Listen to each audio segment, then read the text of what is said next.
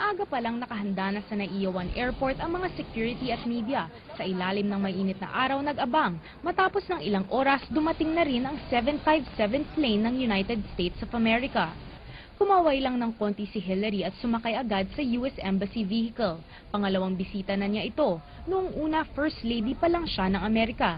Bukas din ng tanghali ang lipad ni Hillary paalis ng Pilipinas.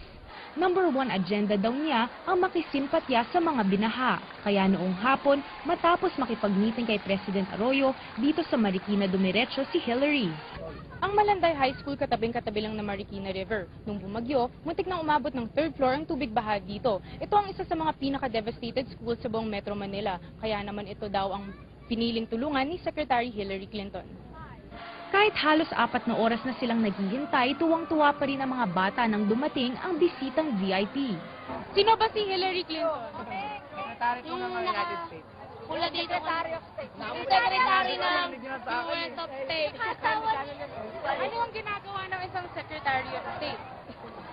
Nag-ayos ng papeles po nag-speech. Matapos ang ribbon cutting, nag-speech si Secretary Clinton para sa mga bata. In-announce niya na magbibigay siya ng $5.2 million sa kanilang eskwelahan. Sinubukan pa niyang makipag-small talk sa mga bata.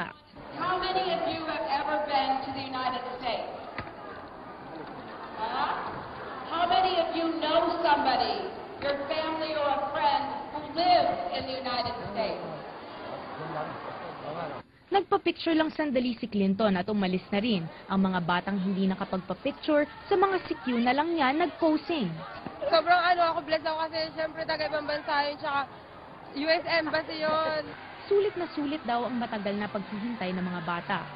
Hindi man nila lubos na iintindihan kung ano ang pakay dito sa atin ng US Secretary of State, masaya lang sila at binisita sila ng isang blonde at blue-eyed na Amerikana. Andrea Bautista, The Evening News.